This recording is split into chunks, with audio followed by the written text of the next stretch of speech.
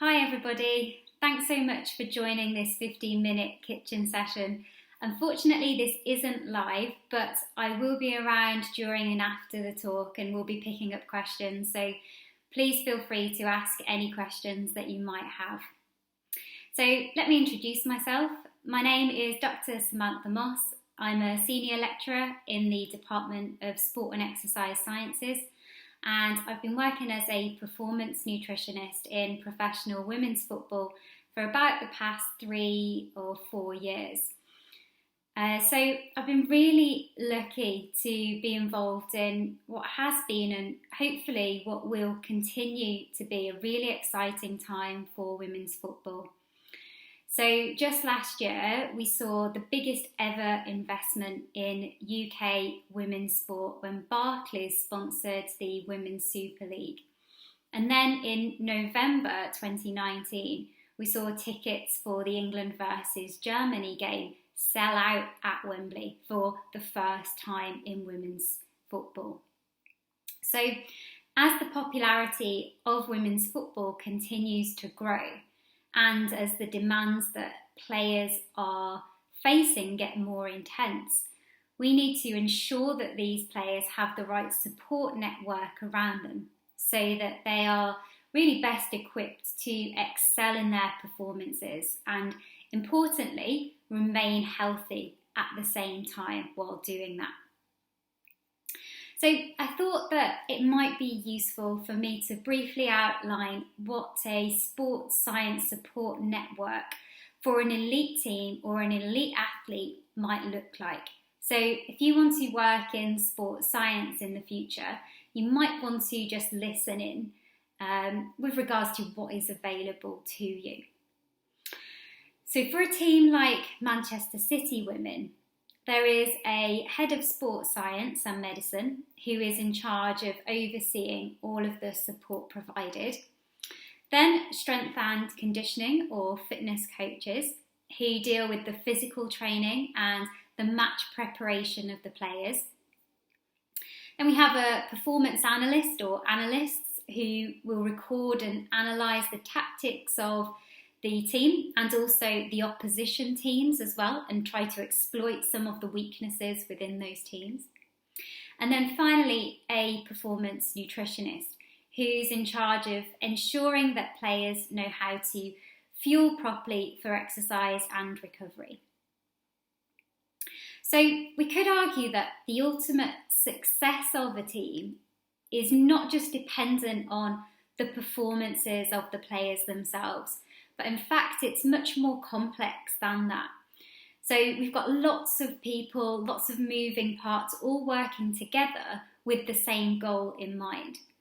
And I think that one really positive thing about the continued growth in women's football, if it's set to continue, and at the moment it looks likely that it's on this real positive trajectory, is that it opens up much more job prospects for the future. So we're likely to see more sports science specific roles in women's football going forward. So now we know what a sports science support team looks like. Let's delve a little bit deeper into what a performance nutritionist does and why it's important for us to understand the nutritional requirements of players as well. So from my perspective, there's probably 4 key roles of a performance nutritionist. And the first of which is to help the athlete or player to fuel the body for exercise. And this is really important, especially when we consider the demanding training and playing schedules that players have to deal with nowadays. So in women's football, they train for approximately 10 hours per week if we are thinking about a professional team in this sense.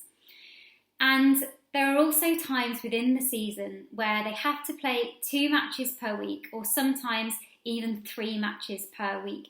And this is particularly at the top flight of professional women's football, where not only are they competing in their domestic competitions, but also having to compete in things like the Champions League competition as well.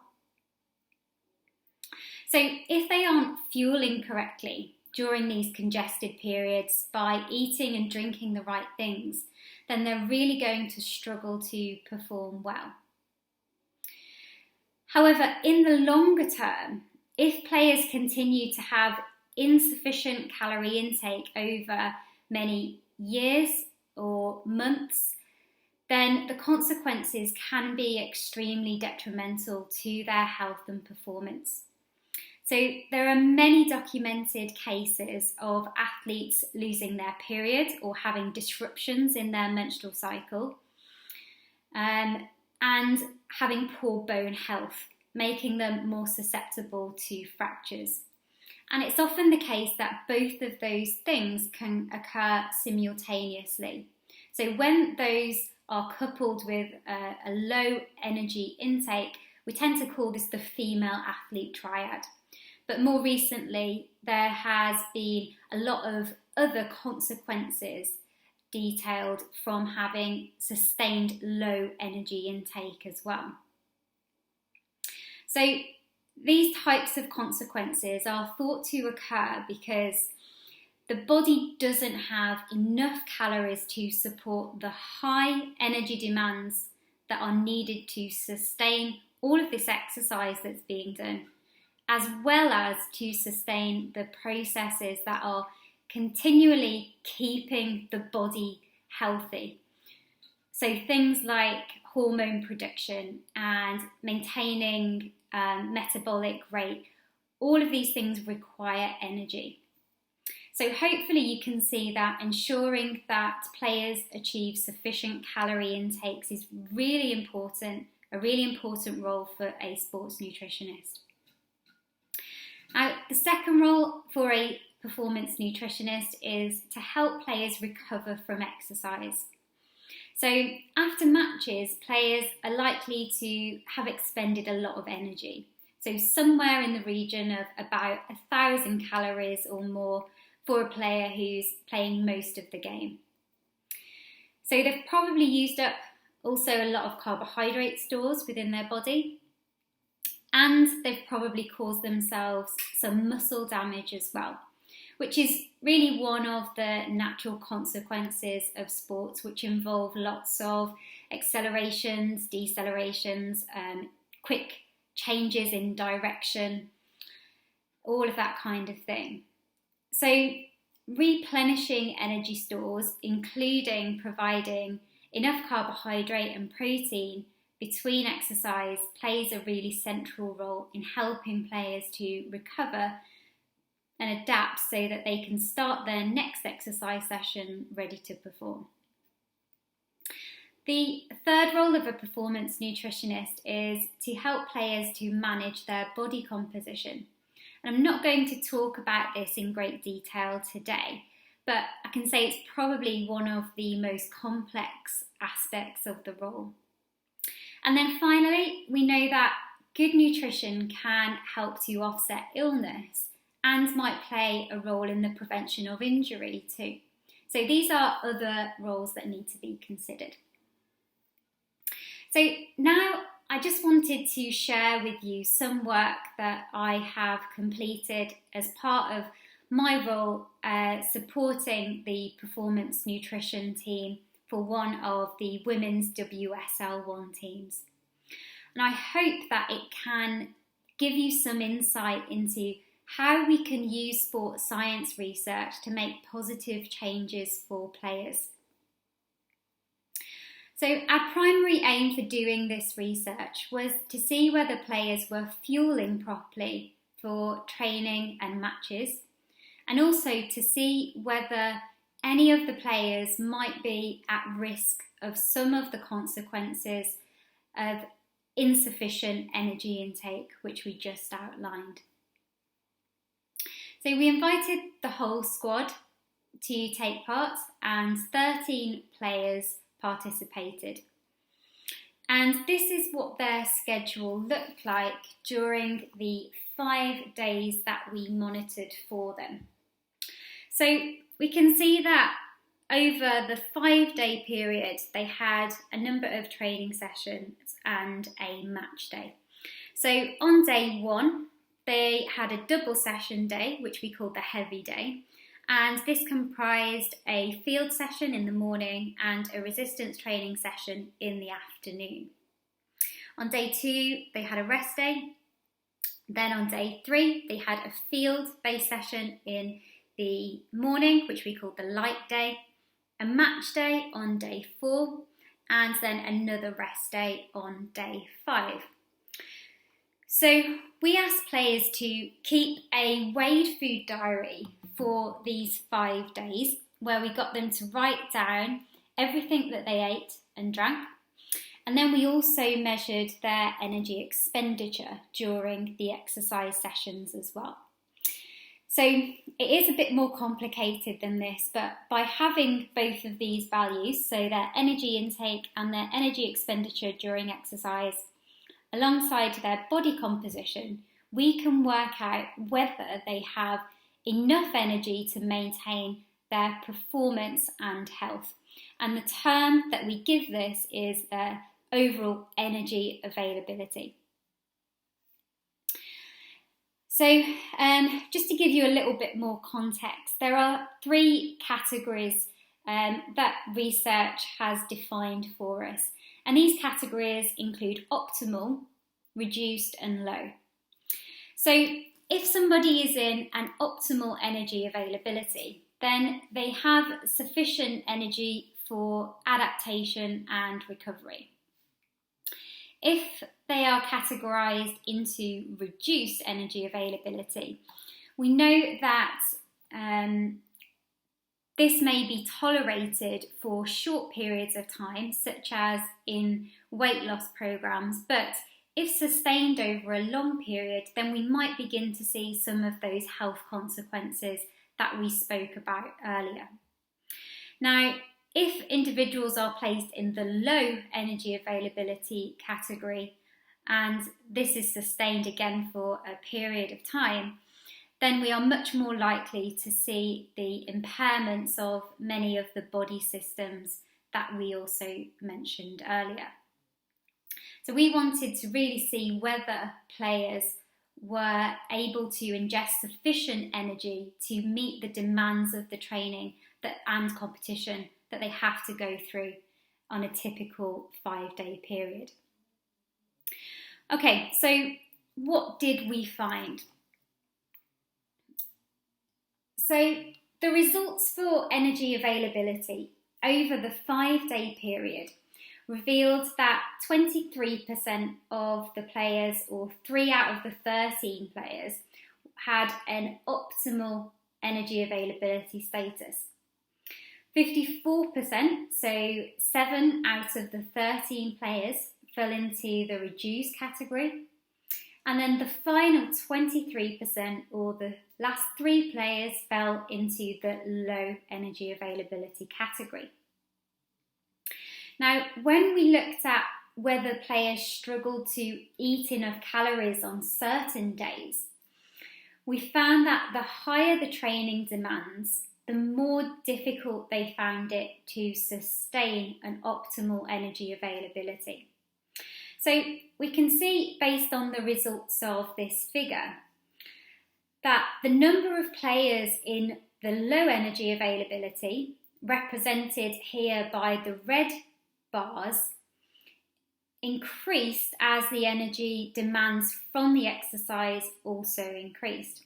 So, for example, we can see here that on the rest days, so this one on the right-hand side, you can see that none of that bar is red, which indicates that none of the players were in a low energy availability.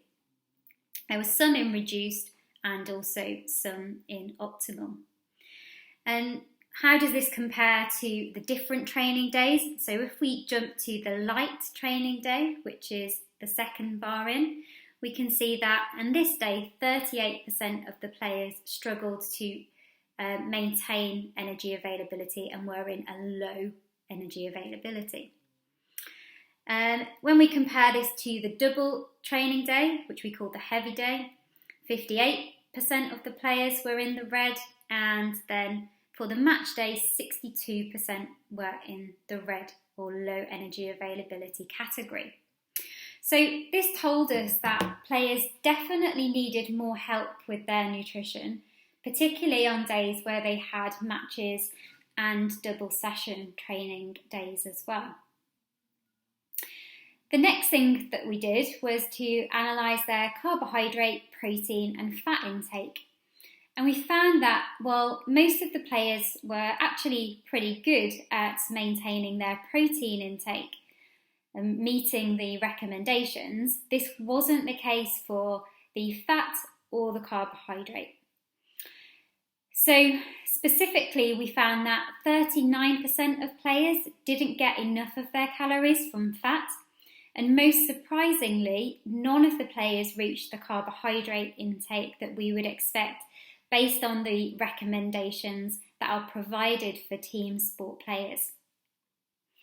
Now, if we take a look at the days when carbohydrate was the lowest, so this top figure here represents the double session day, and the lower figure here represents the match day.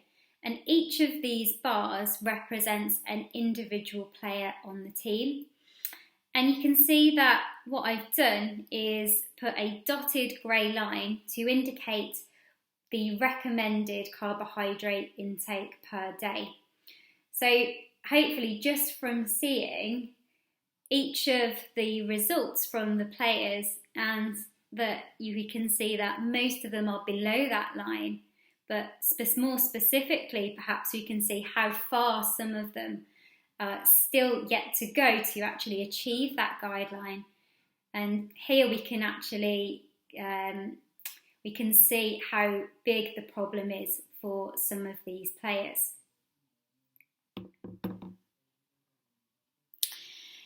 So there were two main things that came out of this.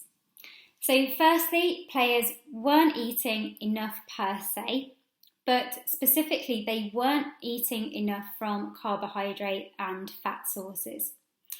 And secondly, it seemed to be more difficult for players to reach the guidelines on match days and when they had double session training days. Now, it's worth noting that we also collected some other data, which I haven't included here, but did suggest that some of the players presenting low or reduced energy availability were showing some signs that their health was beginning to become compromised because of this.